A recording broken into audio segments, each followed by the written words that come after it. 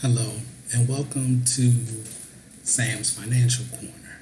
And today we're going to talk about the psychology of money. This is a webinar that's designed to help you look at your money from a different perspective.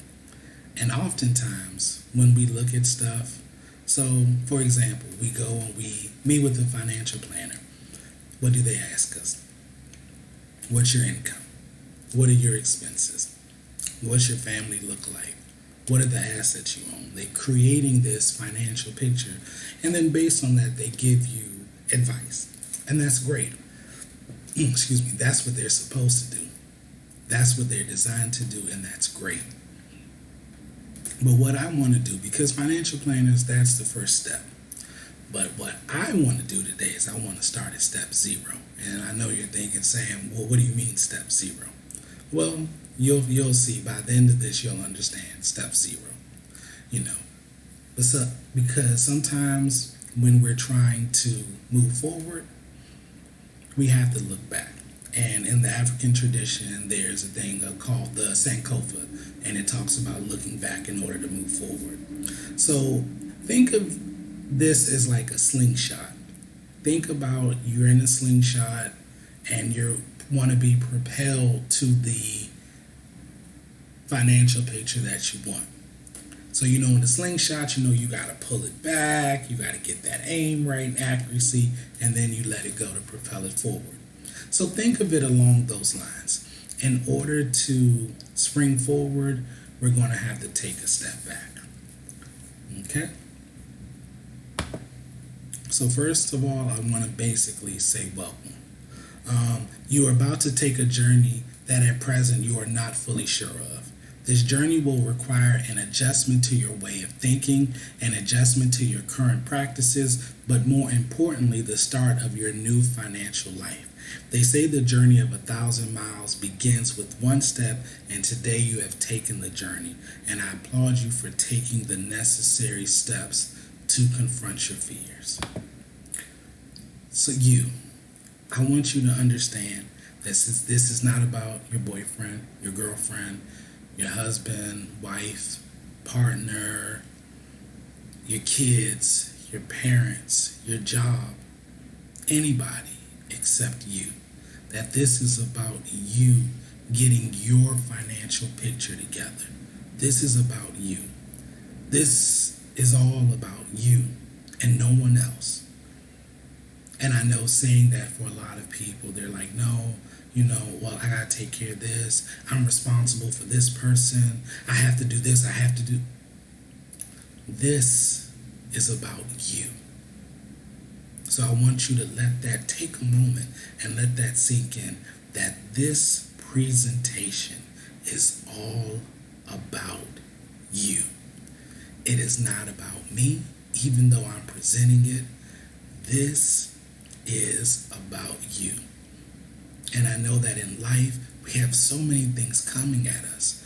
We got to take care of the kids. We got to take care of ourselves. Our job calls us. Somebody needs us. We always have to be doing something. But this is about you and no one else. And I want you to sink in for a moment and just let those words sink in, that this is about you. And don't make this about anyone else. And trust me, this seminar is designed so that you can't make it about anybody else. This is about you. So when we go and look at the electron, neutron, honestly, I was so bad with science growing up. Honestly, I can't even tell you. But let me just explain the diagram.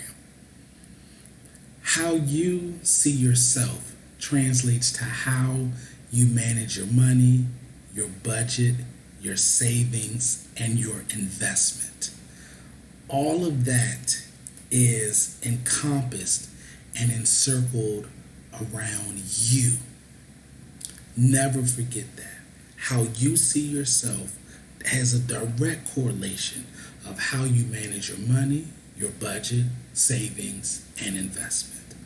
And today, we'll touch on the 4 outer rings, but we're going to focus on the one in the center, we are going to focus on you. This is all about you learning how to see that you deserve the best for you, for yourself from a financial perspective. You deserve to have savings not just for emergencies, but for the trip you've always wanted, the car of your dreams, or even your dream home. You deserve more, and this program is designed to help you utilize what you have in order to help you attain that which you desire. The value that you place upon yourself is reflected in how you spend your money. You might not see the correlation yet, but you will. So what I want to do now is we're going to take a moment to identify your inner saboteur. Your inner saboteur are those negative thoughts and processes that stop you from being your very best. But let me tell you a little secret about your inner saboteur. And a lot of people won't tell you about this. Your inner saboteur is actually designed to help you. Everything that pertains to you is designed to help you. But sometimes we don't see it that way. But also, within the construct of this, what we're going to do is we're going to look at how you came to have some of the frameworks, the negative ones, about money. So what I want you to do is find a quiet place if you haven't already done so. Close your eyes. I want you to take several deep breaths in and then several deep breaths out. Now I want you to think of a failure that you've had in your life, a financial one. Remember how it felt. Don't repress these emotions. Embrace that feeling, and in time it will guide you towards your inner saboteur, that negative place that you've constructed within yourself about how you see yourself as it pertains to money. This is the place within yourself where you believe the opposite of what and who you are. Can you identify the negative thoughts that you have about yourself when it comes to money? So take a moment, close your eyes, take several deep breaths in and several deep breaths out. And as you begin to do that, allow your mind to quiet and find that place to where you can reflect on an issue that happened in the past.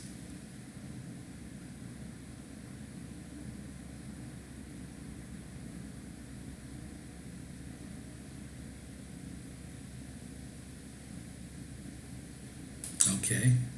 Did you find that place? Did you find that? If you need more time, please feel free to pause it and take all the time that you need. Please don't feel that you need to rush through this. This is not what this presentation is designed for. It's designed to really help open your mind. Understanding. If you believe that you will start this journey and get from point A to B without any hiccups, you are sadly mistaken.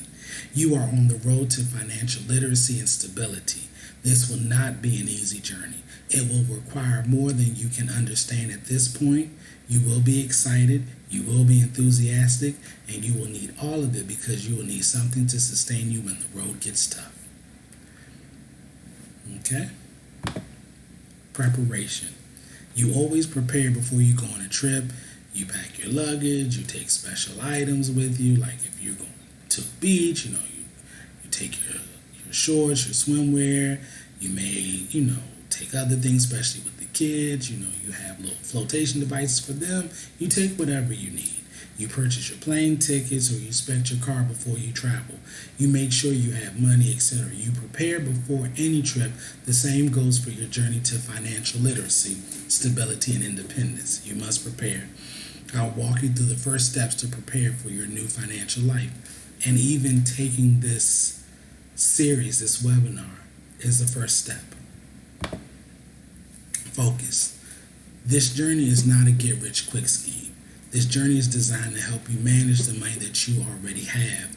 You all want to win the lottery and have tons of money. However, if you cannot manage $35,000, then you cannot manage $350,000, and you cannot manage $3.5 million. It's important to focus on what is right in front of you and not allow your focus to be on lofty dreams of money. It's important to create a new money mindset. When more money comes, you are more adept to manage it effectively. I've heard so many people say, when I win the lottery, I'm going to do this, I'm going to do that. And my thing that I always say is, well, how do you manage what you have now? And most people take that as an insult. Like, what do you mean? What you trying to say? And what I'm trying to say is, if you can learn to manage $1, you can manage 10, you can manage 50, 100, etc. That's the whole point of this. Remember, it's not about, oh, when I get more money, I will. No, it's about today. This is today. What do you have today, and how do you manage it? So now we're going to talk about what were you taught about money during your childhood. So I want you to take a moment to think about your childhood. Was money a topic of discussion in your house? Think back to either a phrase, a conversation you had or overheard. What did this lesson teach you about money? Because a lot of the money lessons that we taught were not always conversations that were directed at us. There were conversations that our parents may have had. There may have been things that we always saw, like maybe you saw one of your parents always went shopping, or someone said, no, we can't do this, we can't afford, we can't afford, we can't afford. What were the things that you heard in growing up? Because I'm telling you, they have a direct correlation with how you look at your money right now. So take a moment, think about your childhood, and think about topics or things that happen. So give yourself a moment.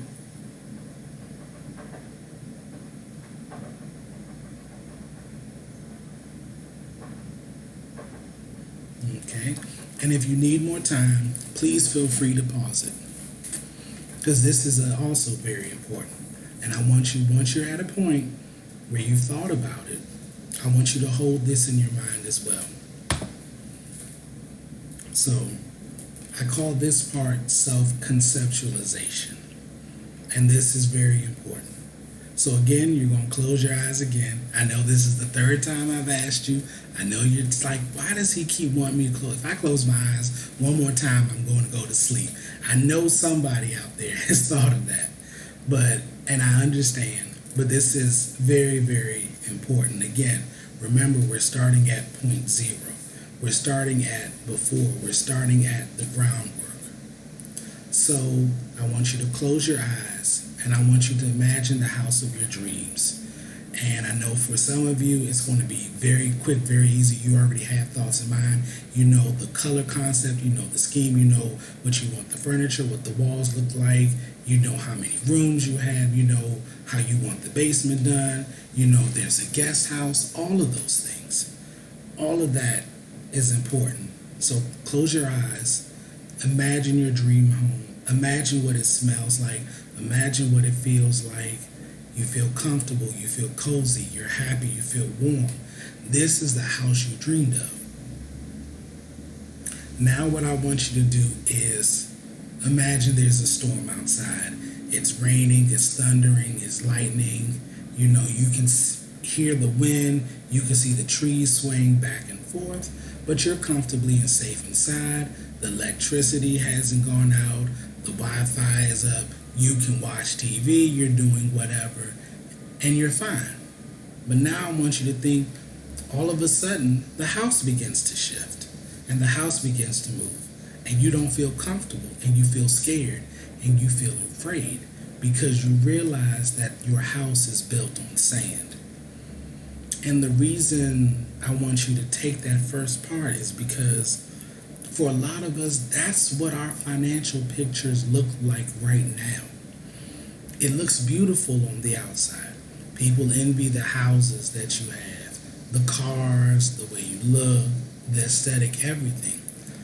But if they knew what all of that was truly built on, and they knew all it takes is one wrong turn, all it takes is maybe a job, to lose a job. All it may take is to be furloughed. Anything could happen, and all of things come crashing down. This is, for most of us, this is where our financial picture is. And this is what we're going to need to do to remedy it. So what I want you to do is see yourself with the shovel. And of course, I know you're not doing a new foundation. I know you need a construction team, but I want you to just go with the analogy.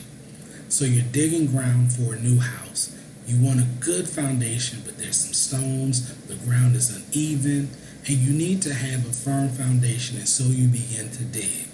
And as you dig, you're removing earth so that the foundation is leveled. This is just an analogy, but you get the point. You're creating a new foundation so that the new financial house you build will be stronger. There's no good of having a house that has a crappy foundation.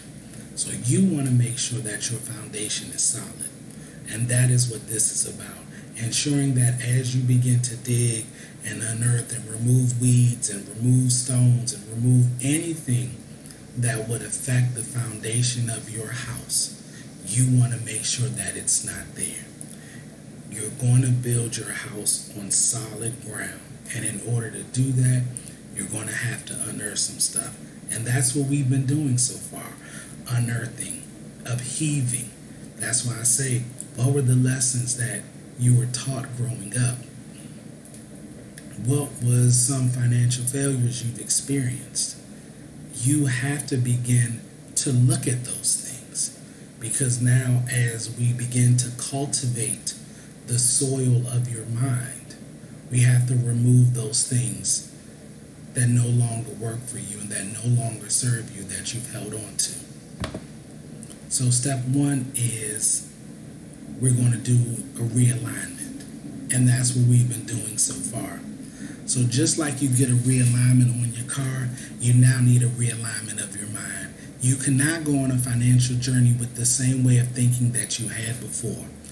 Are you willing to unlearn some bad financial practices that you have acquired due to past traumatic events, as well as long unhealthy learned behaviors with respect to your money?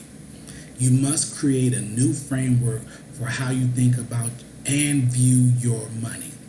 If you do not prepare yourself for a realignment, this journey will hurt more than it needs to. Before you can move forward on your journey of financial literacy and solvency, you must begin to change the way you view your money, but more importantly, how you view yourself. How you view yourself is indicative of how you spend your money and what you do with it. At this point, it's time to realign the way you see yourself and your money. Of all the information that you will be provided, this is the most crucial because it will lay the foundation for your new financial life. So, negative affirmations. I can't afford to save. I don't make enough money to save. I will just earn more money, so savings doesn't matter. I will always be broke. Nothing matters, so it is what it is. I have a dead-end job. Only rich people can save. Even if I save money, it'll never be enough. No one in my family is rich, so I doubt I will be rich either.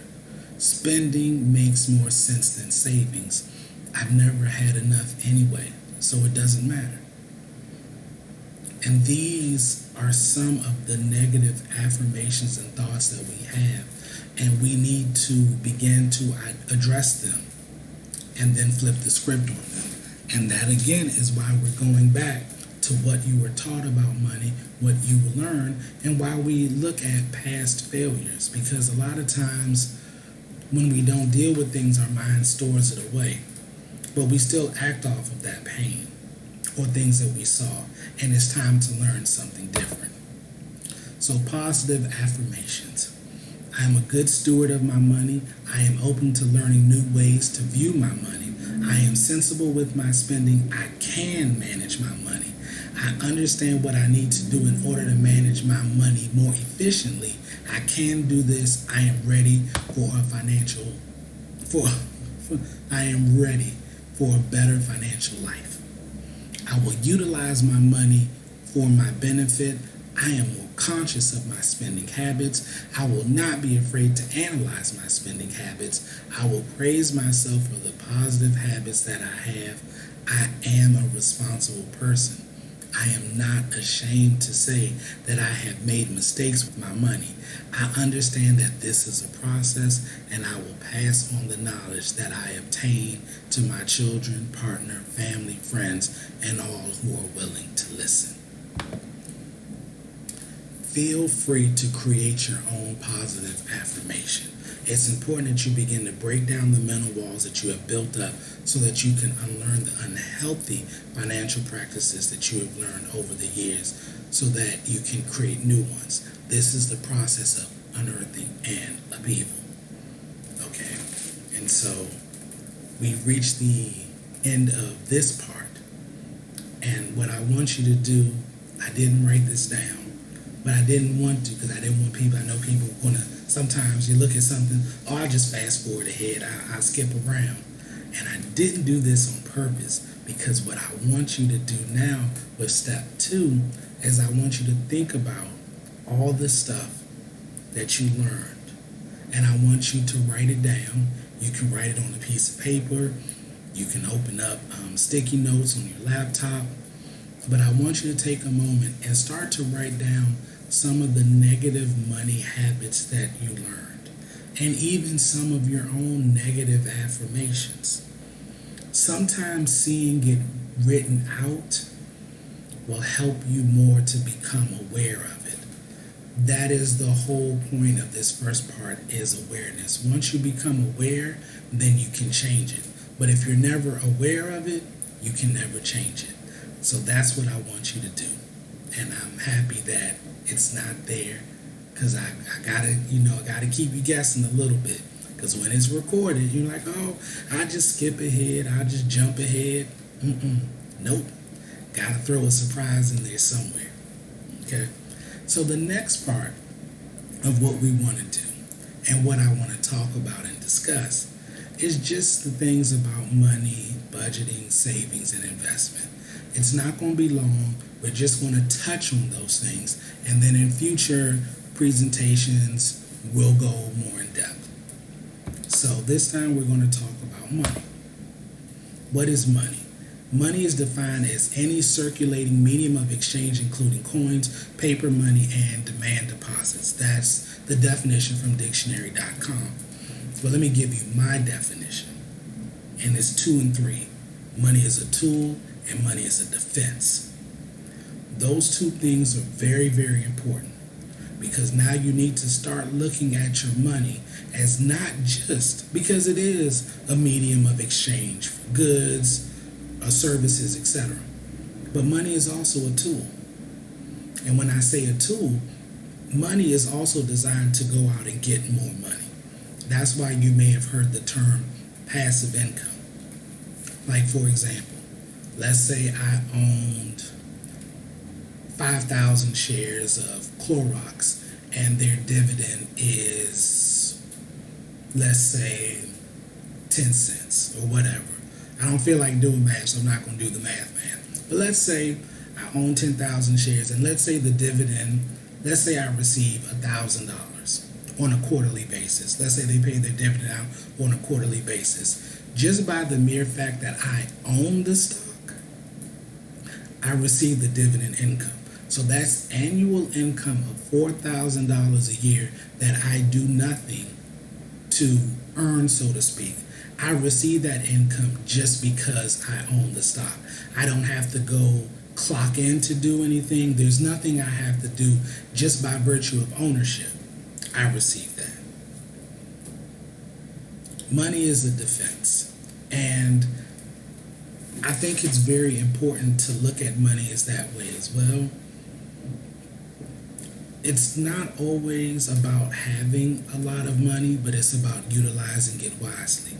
We all know that life happens and things come up, and you want to have as much money put away as you can so that when the tough times come, you're prepared. And we're going to go, a little bit more in depth in that.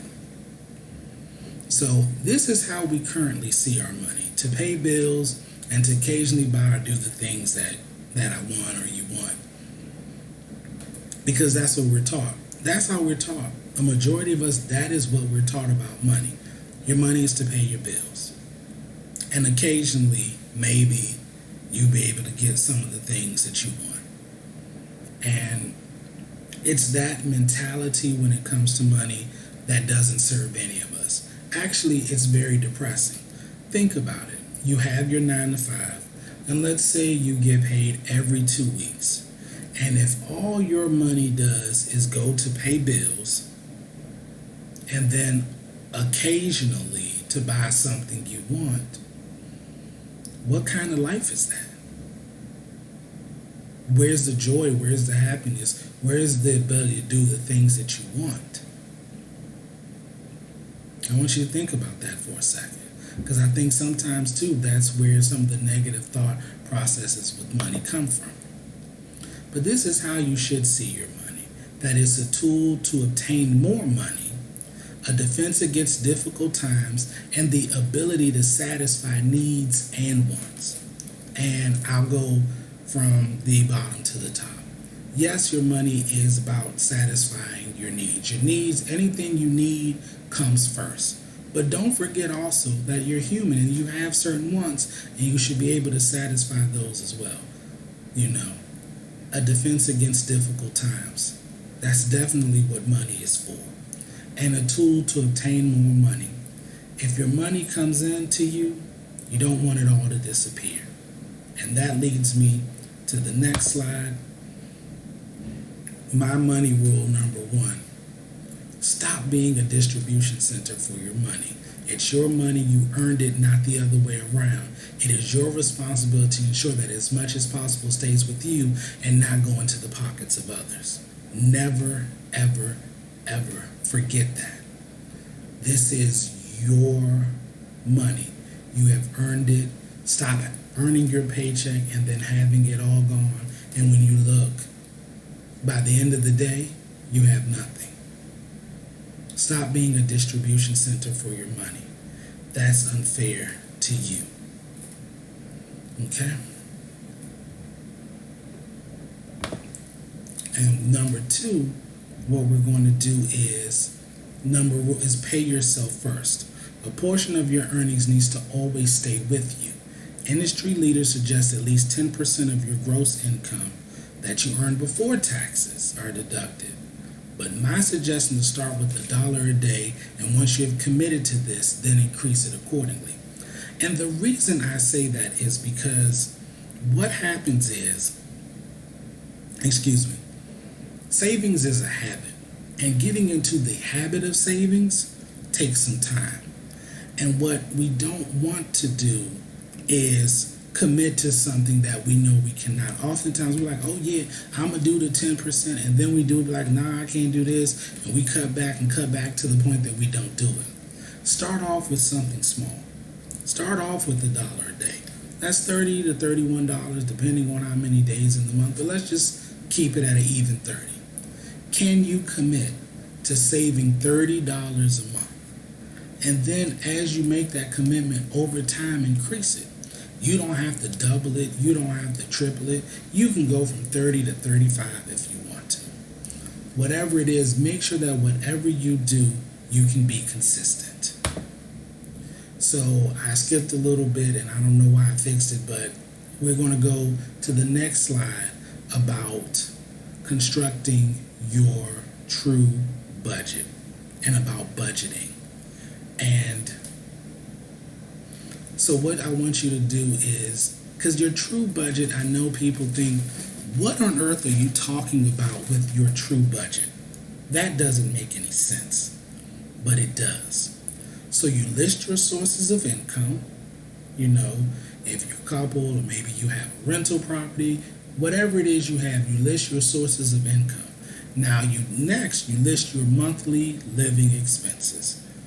The third thing you do is you list not how much you pay to the credit card companies. I want you to list how much you charge monthly on average.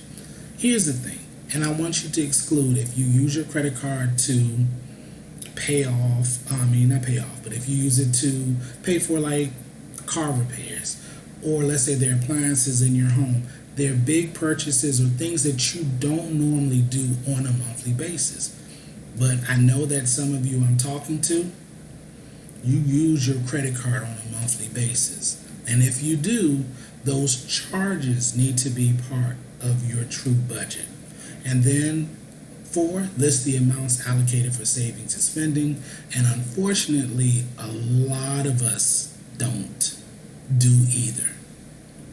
And I know, let me go back to the credit card and charge cards, because here's the thing.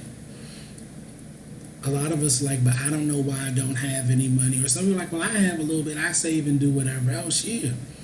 But if you're making payments on your credit cards and then you're charging as well, you're creating a zero effect. You're zeroing out the payments that you've made.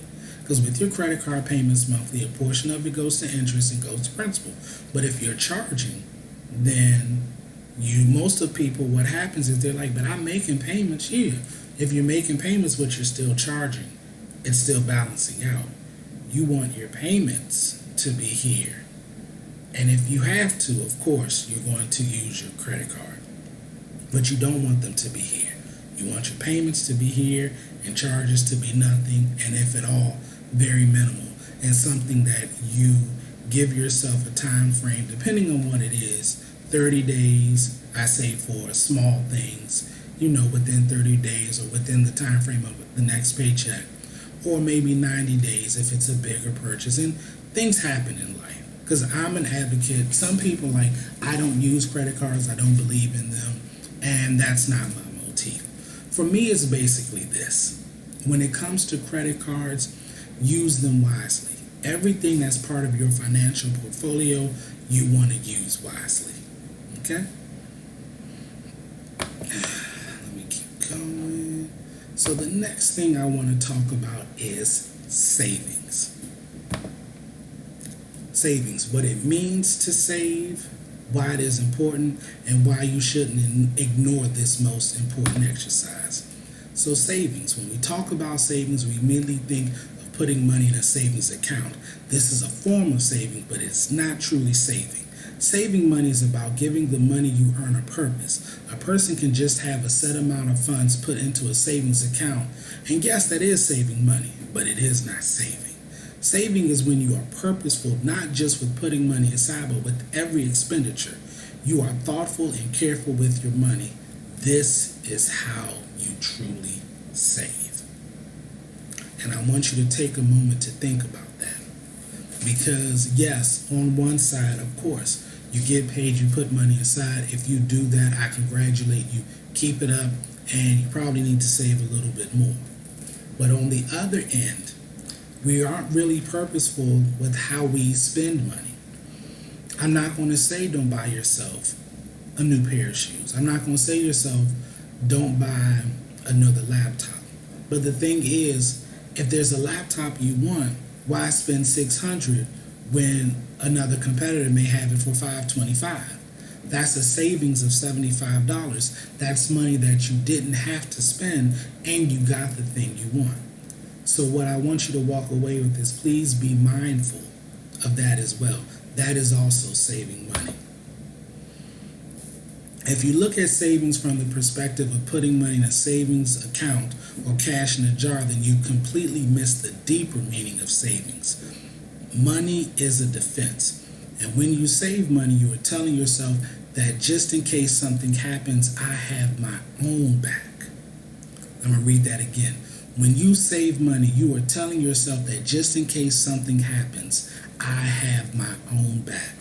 I will do my best to fortify and defend myself from future fiscal attacks. I love myself enough to do the best that I can to ensure that I am always okay. This is the true meaning of savings, and until you grasp the power of this, you will not be able to fully understand the deeper meaning of this word. Investments. Before you become scared, you tell yourself that you don't know anything. Just understand that investing is nothing more than a physical manifestation of your desire to have a better life for yourself. Before we go into the risk associated with investing, let's talk about what it means to invest in oneself, because this is in essence what you are doing. You are prioritizing yourself in a way that allows for a potential stream of income and investment appreciation over the years. Investing is about putting yourself first. And here's the question: are you prepared to put yourself first? I want you to think about this for a moment. Think about what investment means, because I know we're talking about investing and it seems like something that is completely outside of us. But if you think about investing as the principle, similar to saving, as I have my own bag, I'm doing something so that I can have more in the future. Because that is what investing is. Taking from today so that potentially I can have more in the future. That's very important. And we're just going to briefly go over the types of investments. There's stocks, there's bonds, mutual fund, EFTs, and Bitcoin. Stocks. A stock represents an equity stake in a corporation. Stocks have yielded a great return on investment over the years. Always with stocks, do your research. They are not a get-rich-quick scheme. Bonds are a financial instrument of indebtedness.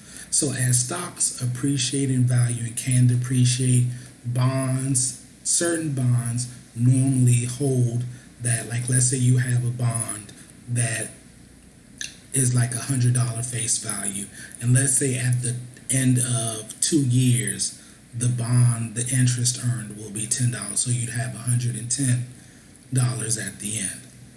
Normally bonds are seen as preservation of capital, and some investors like that in their portfolio mix. And bonds are a good thing to have, and there are different types of bonds. Mutual fund. A mutual fund is basically an investment program funded by shareholders that trades in diversified holdings and is professionally managed. And mutual funds, they can own stocks, they can own real estate, they can own bonds, they can own an array of investments. And mutual funds, a lot of people like them because they can hedge, and you may have seen it hedges my bet, it hedges my investment, it protects it from certain downfall.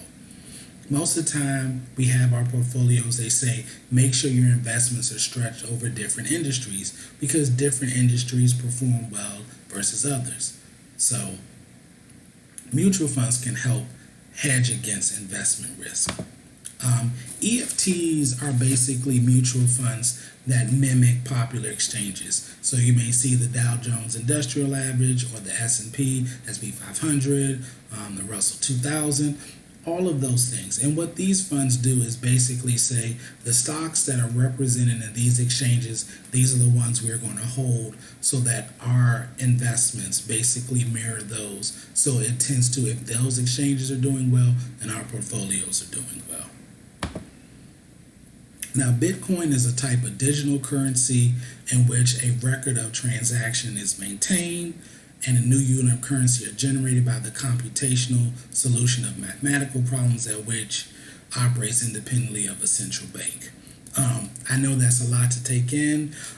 Cryptocurrency or electronic currency is a new wave, and I really think that over time we're going to see more of that as we move to a more digital society. And today, our money is backed by banks, it's backed by the FDIC, it's insured up to X amount of dollars. Bitcoins are not. But if you want to invest in Bitcoin, I say as always, do your research, learn more about it. I recently read an article where China was looking to, I think, anywhere between 2 to 4 different types of cryptocurrency. And I think that we're going to see this digital currency. I think we're going to see that take place, and I think we're going to see more of a shift towards that. So, as always, I would say as things are new and emerging, always do your research before you invest. And finally, I want to say thank you. Thank you for taking this journey. Thank you for allowing me to help facilitate this journey with you as you learn to take control of your financial picture. And of course, follow me on Facebook, Instagram, and YouTube. It's Sam's Financial Corner for all of these. They probably no apostrophes, so if you do it without that, you should be able to find me and follow me. But again, thank you so much. It was a pleasure being of service to you today, and I hope that this really helps you to start the journey and have the financial picture that you want. Thank you and take care. Bye bye.